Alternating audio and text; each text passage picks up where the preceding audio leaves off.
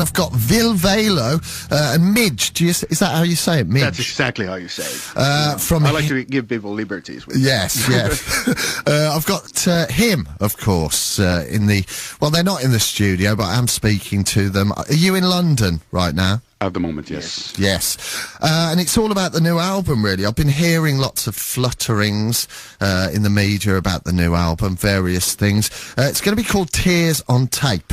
Mm-hmm. And from what I can gather, I've played a track a while back, but I've just got a new track as well, which we're going to listen to at some juncture.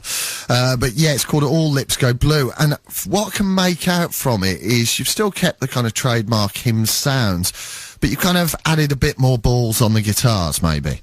So that's it, yeah. Okay. Yeah. You said it, man. Yeah, wrinkled old man's balls. Yeah. But balls yeah, have finally with descended. sprouting grey hair, having the attic smell. I kind of read somewhere that you wanted to kind of beef up the guitars and go back to, I suppose, earlier sounds a little bit on this one. Is that what you did? Well, I say that, you know, when I was working the songs, it sounded so wimpy and weepy, just played on acoustic, that we really needed tons of fat and meat around the bones to make it, you know, sound like him. So I think that's the main reason for it being the way it is. Yeah, if you strip out the riffs of it, like All Lips Go Blue, it just sounds like the Ronettes, which is exactly what we don't want to be. But I couldn't help myself, you know. It's a perverse thingy. It's like you know, musical masturbation. Yeah, it's always been like that though. Him, it's this weird kind of juxtaposition between big kind of riffs and then, you know, kind of love songs in a lot of way, dark love songs, I suppose. Mm-hmm. But yeah, lots and lots of fans. I played All Lips Go Blue the other week, and there was. Well, Twitter just exploded, so things are looking good for the album. I've heard that you're going to release it in a fairly unconventional way as well. You're going to be putting it kind of out with a magazine or something like that. Yeah, at the moment we're just working with Metal Hammer, lovely people. Were there at their headquarters yesterday, and there's going to be this special super edition fan pack thing, which is 132 pages of everything him related. It's not necessarily just about us. We're trying to get some interviews in, for example, me interviewing my hero Carl McCoy from Fields of Nephilim. You know, incorporate stuff that makes him him. So it's going to be like an 132-page magazine. There's going to be a poster, like super big, like dog poster, like what we had in the 80s, and the actual album with some bonus tracks and a digipack edition, actually what it is. And we're going to work on the artwork as well, try and make it different from the actual jewel case thing that's going to come out later. Yeah, I think Machine Head did one not long ago for their last album, and it was a really good thing. Obviously, they're a rival magazine to us, you know, but at the same time, you know, we've all got to support the rock, the metal. So yeah, it sounds like it's going to be a really, really good way of getting it out there, to be honest. And are you happy with the album? You know, in retrospect, you know, now it's all finished and things like that. No, we hate it. No, I can't stand the sight of it. No, that's how it is. That's how it is when you record an album. Yeah. After you've worked on it for so long, there's a little point where you go, I never want to hear this again. Yeah, but at the end of the day, it's not like that with this one. Not at all. You know, it's I just can't wait to get back to the rehearsal place and just working on the live version of them. Since we're going to start touring as well, we're playing London, and then heading over to the States in early May, doing the special gigs and stuff like that. So that's going to be exciting. Yeah, so good. It's not all bad. Yeah, not only nausea.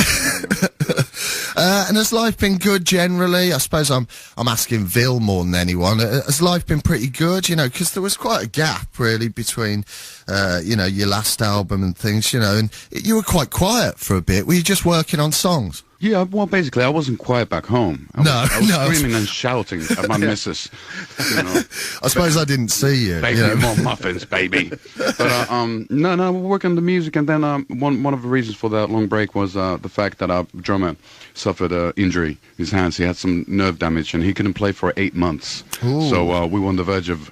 We didn't really know whether we're going to break up or if we can continue as a band, since it was pretty serious at that time. We had to wait for a month at a time, and it didn't get better, it got worse. And then after about 6-7 months, it started getting better. And then when we headed over to the rehearsal place, was it late last May, everything was fine and dandy again, and I think because of that break, we had a lot of youthful energy we haven't witnessed in like 20 plus years, and got the stuff together fairly fast and went into the studio, and here we are. So he is okay now? Oh, well, not mentally, but, I think the hands are okay. Yeah.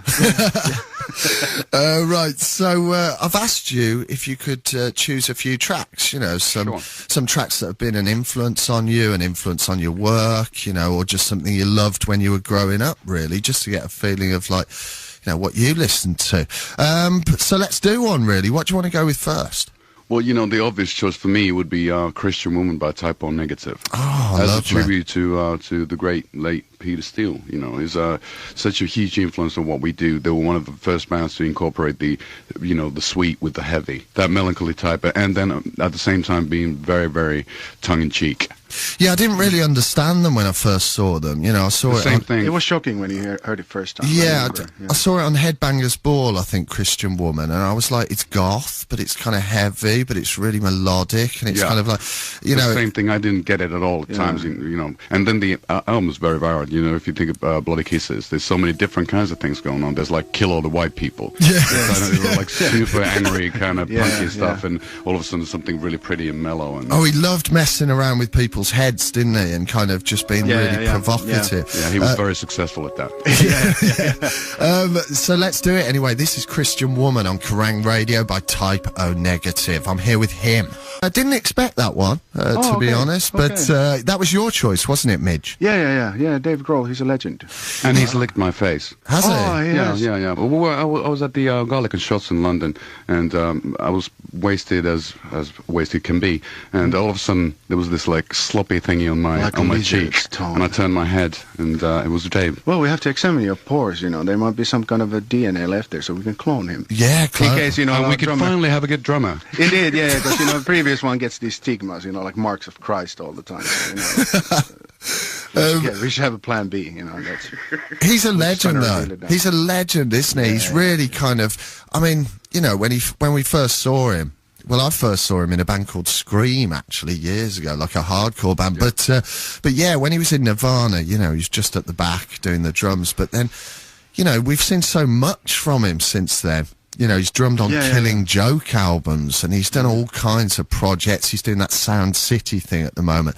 He's just a really, really busy, kind of nice guy, isn't he? Yeah, he's like a Renaissance man. Yeah, and what is it about Foo Fighters for you? Just really strong songwriting. No, the songs are good, and then just the feel of the band is good. One by One as a record, it just has a nice feel. It's nice to put on, and it just kind of makes you, when you lose your hope, it brings it brings times back like hope. These you'll learn to love again. Lovely. Which is of course bullshit. Come on. None of us believe it. I do. Right, it's Kerrang Radio. I'm here with Ville Valo, of course, and Midge from him. We've chatted about the new album. They're just choosing some songs, some tracks for the show. And yes, what's next? What's next, Ville? Well, since Mige is going with all the really soppy ones, I want to keep it heavy and real, right? Yes. So, another obvious choice, we can't leave Black Sabbath out of it. No. So we need to have Sabbath, Bloody Sabbath. I haven't heard that in radio in such a long time. It's one of my favorite riffs, one of my favorite songs ever.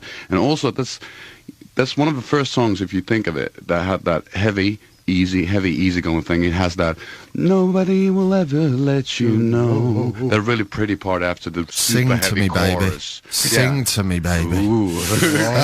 No, but it's a beautiful song, and that was kind of like, I think that song was actually my introduction to Black Sabbath. So for me, I lost my virginity when it comes to that particular band. Well, yeah, Sabbath, very special band, because we're here in Birmingham, of course. That's where Kerrang Radio is situated, and that's where Black Sabbath came from. Just up the road.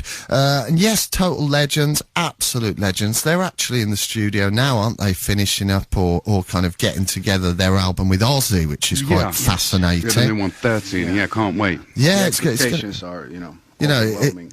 Apparently they've said it sounds like satanic blues, which is a great, really? a great thing. Wow. Well, isn't all proper blues satanic? Yeah, yeah. I mean, that's how. Hellhound on My Trail. Their early stuff, yeah. their early stuff was really bluesy, wasn't it? You know, when it started, and just there's not much you can say about them. They were just great band. Geezer Butler, brilliant bass player. Bill Ward, brilliant drummer. Ozzy was great as well, and Tony Iommi, the riff master, really. Indeed. Let's listen to it anyway. This is Black Sabbath, of course, on.